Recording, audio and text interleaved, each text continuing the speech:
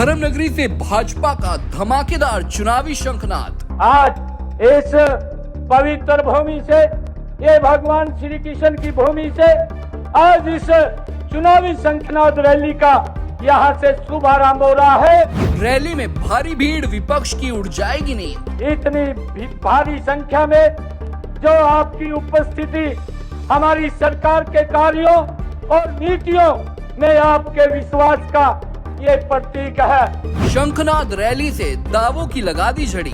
हमने प्रदेश के लोगों की तस्वीर, तकदीर बदली है, हरियाणा की तस्वीर बदली है, विकास की नई इबारत लिखी है।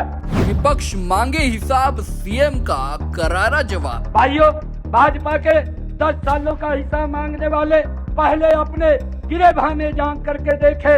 उनकी सरकार कमीशन मोड में काम करती थी और हमारी सरकार मिशन मोड के अंदर हरियाणा प्रदेश को आगे बढ़ाने का काम कर रही है। किसानों के लिए घोषणाओं की लगा दी झड़ी। पहली घोषणा 133 करोड़ कर्ज माफी का ऐलान। आज मैं ये घोषणा करता हूँ कि आज तक प्रदेश के किसानों को की तरफ से पिछले अभियान का जो 133 करोड़ 55 लाख 48 हजार रुपए बकाया था, आज उसको माफ करने की मैं घोषणा करता हूँ। दूसरी घोषणा नए ट्यूबवेल कनेक्शन। घोषणा की थी कि 31 दिसंबर 2023 तक आवेदन करने वाले सभी किसानों को ट्यूबवेल कनेक्शन दिए जाएंगे। मैंने ये 27 जून को पिछले दिनों घोषणा की थी। यह भी घोषणा की थी कि जिन किसानों को पुराने ट्यूबवेल खराब होने पर दोबारा किसी जगह पर बोर करना पड़ता है, उन ट्यूबवेलों पर सौर ऊर्जा की शर्त लागू नहीं होगी। उन्हें पहले से आ रही बिजली के कनेक्शन ही पर ही चलाया जाएगा। ट्रांसफार्मर बदलने का खर्च भी फ्री। कि ऐसे सभी किसान जिनके ट्रांसफार्मर बिजली निगमों द्वारा वो खराब हो जाते थे और बदलने के लिए किसानों से चार्ज लेते थे, हमने अब ये घोषणा की थी कि किसी भी किसान से अगर ट्रांसफार्मर जो बिजली विभाग का है वो खराब हो जाएगा तो उसका खर्चा वो किसान से नहीं लिया जाएगा। बकाया मुआवजा राशि पर भी बड़ा ऐलान। कि कुछ कारणों से 2023 से पहले फसलों को प्राकृतिक आपदा से नुकसान के मुआवजे की कुछ गाँव की राशि अभी तक लंबित थी।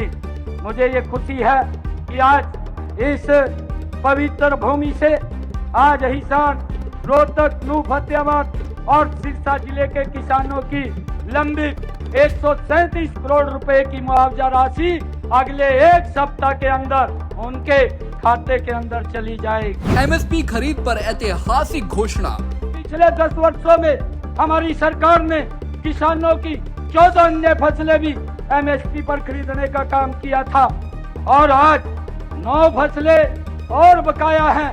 हरियाणा प्रदेश की जितनी भी फसलें हैं सारी की सारी एमएसपी पर खरीदने का काम ये हमारी सरकार करेगी। इम्तिहान की घड़ी, घोषणाओं की झड़ी। विपक्षियों को चुनौती देने के लिए कड़ी। भाजपा ने धर्मनगरी कुरुक्षेत्र की धरा से चुनावी बिगुल बजा दिया है। अक्टूबर में होने जा रहे चुनावों के मद्देनजर विधानसभा स्तर पर होने वाली 90 की 90 रैलियों का आगाज भाजपा ने आज थानेसर से कर दिया है। थानेसर में सजे भाजपा के इस मंच पर हरियाणा समेत केंद्र के कई दिग्गजों ने हुंकार भरी। मुख्यमंत्री नायाब सिंह सैनी के नेतृत्व में हुई इस चुनावी शंखनाद रैली में केंद्रीय मंत्री व हरियाणा चुनाव प्रभारी धर्मेंद्र प्रधान बतौर मुख्य अतिथि पहुंचे और साथ ही केंद्रीय मंत्री मनोहर लाल खट्टर, कृष्णपाल गुर्जर, चुनाव सह प्रभारी विप्लव देव, संगठन के प्रभारी सतीश पुनिया, सह प्रभारी सुरेंद्र नागर, प्रदेश अध्यक्ष मोहन लाल बडौली समेत प्रदेश सरकार के तमाम नेता और मंत्री पहुंचे। रैली में उमड़ी लोगों की भारी भीड़ देखकर नेता गदगद नजर आए और इस दौरान मुख्यमंत्री नायाब सिंह सैनी ने किसानों के लिए घोषणाओं की झड़ी लगा दी। आज मैं ये घोषणा करता हूँ कि आज तक प्रदेश के किसानों को की तरफ से पिछले अभियान का जो 133 करोड़ 55 लाख 48 हजार रुपए बकाया था, आज उसको माफ करने की मैं घोषणा करता हूं। इससे हरियाणा के किसानों को हर वर्ष लगभग 54 करोड़ रुपए की लागत की राहत मेरे हरियाणा प्रदेश के किसानों को मिलेगी।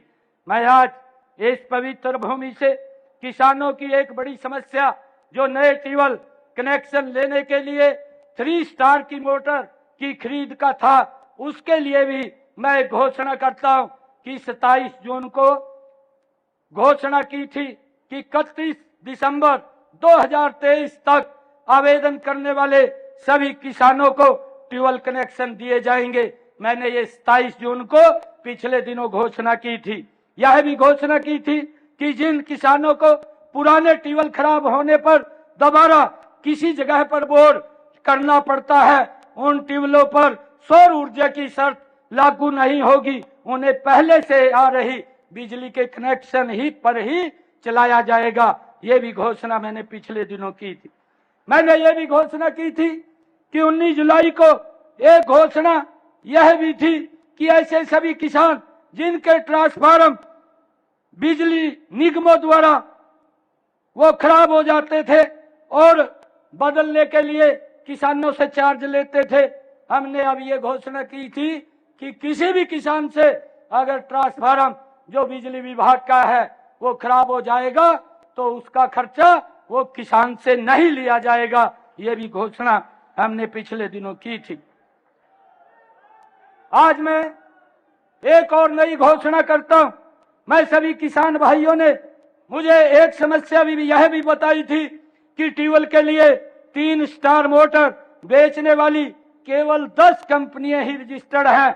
आज मैं ये घोषणा करता हूं कि जितनी भी भारत के अंदर ये 3 स्टार वाली कंपनियों की मोटरें हैं वो सारी की सारी हरियाणा के पैनल के ऊपर आ जाएंगी।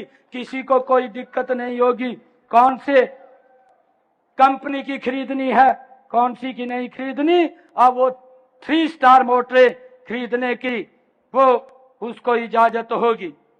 मुझे ये बताते हुए कि जो मुआवजा राशि उसके भुगतान के बारे में मैं बताना चाहता हूं कि कुछ कारणों से 2023 से पहले फसलों को प्राकृतिक आपदा से नुकसान के मुआवजे की कुछ गांव की राशि अभी तक लंबित थी। मुझे ये खुशी है कि आज इस पवित्र भूमि से आज हिसार, रोहतक, नूह, फतेहाबाद और सिरसा जिले के किसानों की लंबित 137 करोड़ रुपए की मुआवजा राशि अगले 1 सप्ताह के अंदर उनके खाते के अंदर चली जाएगी। मुझे ये भी बताते हुए बड़ी खुशी हो रही है कि पिछले 10 वर्षों में हमारी सरकार ने किसानों की 14 अन्य फसलें भी एमएसपी पर खरीदने का काम किया था और आज 9 फसलें और बकाया हैं। हरियाणा प्रदेश की जितनी भी फसलें हैं सारी की सारी एमएसपी पर खरीदने का काम ये हमारी सरकार करेगी। किसानों का 133 करोड़ बकाया माफ करने का ऐलान किया गया। हरियाणा में जितनी भी फसलें होती हैं सब पर एमएसपी पर खरीदने की घोषणा की गई। नए ट्यूबवेल कनेक्शन देने का भी ऐलान हुआ। ट्यूबवेलों पर सौर ऊर्जा की शर्तें हटा दी गईं। हरियाणा के हर वर्ग का सपना पूरा करने की गारंटी भी दी गई और साथ ही साथ विपक्ष के हल्ला बोल पर भी पूरा नाप तोल कर पलटवार किया गया। ये बात उन लोगों से कहना चाहता हूँ कि हम हर साल सरकार की वर्षगांठ पर अपनी सरकार की उपलब्धियों का हिसाब पहली बार 10 वर्षों के अंदर हर वर्ष जनता के बीच में जाकर के देते हैं। ये निर्णय हमारी सरकार ने लिया है। भाइयों, भाजपा के 10 सालों का हिसाब मांगने वाले पहले अपने गिरेबान में झांक करके देखे। उनकी सरकार कमीशन मोड में काम करती थी और हमारी सरकार मिशन मोड के अंदर हरियाणा प्रदेश को आगे बढ़ाने का काम कर रही है। मैं उनके राज में भ्रष्टाचार चरम सीमा पर था। जिनकी बही फटी थी वो हिसाब मांगते घूम रहे हैं। किसानों की जमीन, जो लोग किसानों की जमीन कौड़ियों के भाव खरीद करके बिल्डरों को लाभ पहुंचाने वाले आज हमारा हिसाब मांग रहे हैं। सीएलयू के नाम पर करोड़ों का घपला करने वाले आज हमारा हिसाब मांग रहे हैं। जात पात, क्षेत्रवाद, भाई भतीजावाद की राजनीति करने वाले आज हमारा हिसाब मांग रहे हैं। हमारा हिसाब तो हरियाणा का वो युवा देता है जिन्होंने बिना पर्ची बिना खर्ची के हरियाणा में नौकरी ली है, वो हमारा हिसाब देता है। हमारे कार्यकाल का हिसाब वो गरीब व्यक्ति दे रहा है जिसका इलाज 5 लाख रुपए में फ्री करने का कार्य हमारी सरकार ने किया है। हमारा हिसाब किसान दे रहा है, जिसके खाते में प्रधानमंत्री फसल बीमा योजना, जिसके खाते में मुआवजे की राशि सीधी डायरेक्ट उसके खाते के अंदर पहुंच रही है, आज हमारा हिसाब वो दे रहा है। हमारा हिसाब वो बुजुर्ग दे रहे हैं जिनके घर बैठे हुए उनको किसी दफ्तर में चक्कर काटने की जरूरत नहीं है, घर बैठे ही पेंशन लग जाती है। वो बुजुर्ग हमारा हिसाब दे रहा है। कांग्रेस काल्पनिक आंकड़ों पर बेरोजगारी की ये झूठी बात करके प्रदेश के लोगों को गुमराह करने का काम ये करते हैं। परंतु भाइयों, कांग्रेस को ई गवर्नेंस से भी एलर्जी है। मैं जब देखता हूँ कांग्रेस के नेताओं के पास बोलने के लिए तो कुछ नहीं होता, जब बोलने के लिए नहीं होता तो इस प्रकार का दुष्प्रचार करते हैं कि हम आएंगे, हम पोर्टल को खत्म कर देंगे। कांग्रेस को इसी गवर्नर से भी एलर्जी है, क्योंकि उनके भ्रष्टाचार के रास्ते इससे बंद हो रहे हैं। मैं उनके बयान से ही भ्रष्टाचार की जिस प्रकार से वो बयान देते हैं, उनके मुंह से ही भ्रष्टाचार की बू आती है। मैं कांग्रेस नहीं चाहती कि लोगों को घर बैठे ही सरकारी सेवाओं का लाभ मिले, इसलिए कांग्रेस लगातार पोर्टल विरोधी बयान दे रही है। कांग्रेस की संस्कृति वो घोटालों की संस्कृति रहा है। कांग्रेस का आरोप है कि हमने चुनावी वादे पूरे नहीं किए। मैं आज उन लोगों को एक बात कहना चाहता हूं कि आपने पिछले 10 वर्ष हरियाणा प्रदेश और देश के अंदर शासन किया। आप अपने जो मैनिफेस्टो के अंदर बातें कही थी वो भी हरियाणा प्रदेश के लोगों के सामने सार्वजनिक करने का काम करें। हम भी जो हमने मैनिफेस्टो के अंदर कहा था उसको पूरा करने का काम 10 वर्षों में हमारी सरकार ने किया है। भाजपा की इस विजय शंखनाद रैली से डबल इंजन सरकार की उपलब्धियों को जोर शोर से गिनाया गया और पीएम मोदी के नेतृत्व में तीसरी बार सरकार बनाने की हुंकार भरी गई। मंच से हरियाणा भाजपा के चुनाव प्रभारी धर्मेंद्र प्रधान ने भी पूरे देश की ओर से हरियाणा से बड़ी अपील की। उन्होंने कहा कि देश को विकसित राष्ट्र बनाने के लिए हरियाणा की जनता एक बार फिर से भाजपा को सत्ता में लाए, क्योंकि हरियाणा के लोग उस कौम से आते हैं जिनके लिए राष्ट्र ही सब कुछ है। कुरु सभा में देश को आगे ले जाने के लिए हरियाणा केवल अपने बारे में सोचने वाला कौम नहीं है, देश के बारे में, दुनिया के बारे में सोच के नेतृत्व लेने वाला प्रदेश की नाम है हरियाणा। मैं देश की ओर से निवेदन करने आया हूं हरियाणा को, हरियाणा में भारतीय जनता पार्टी की तीसरी बार सरकार बना के आशीर्वाद करके हैट्रिक बनाइए, देश की प्रगति को हरियाणा नेतृत्व करे। इन्हीं शब्दों के साथ मैं फिर आप सभी को धन्यवाद देता हूं। भारत माता की। धर्मेंद्र प्रधान ने हरियाणा से भाजपा की सरकार बनाने की अपील की, तो वहीं मुख्यमंत्री नायाब सिंह सैनी ने कार्यकर्ताओं से घर घर जाकर सरकार की नीतियों के बारे में लोगों को जागरूक करने का संकल्प लेने की बात कही।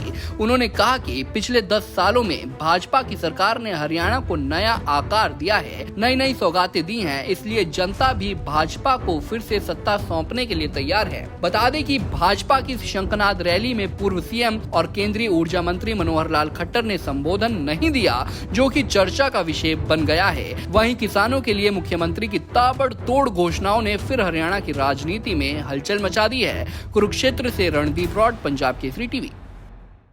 हमसे जुड़े रहने के लिए हमारे YouTube चैनल को सब्सक्राइब करें और नई वीडियो की नोटिफिकेशन के लिए बेल आइकॉन को दबाएं। अगर आप ये वीडियो Facebook पर देख रहे हैं तो लाइक जरूर करें और ज्यादा से ज्यादा शेयर करें। धन्यवाद।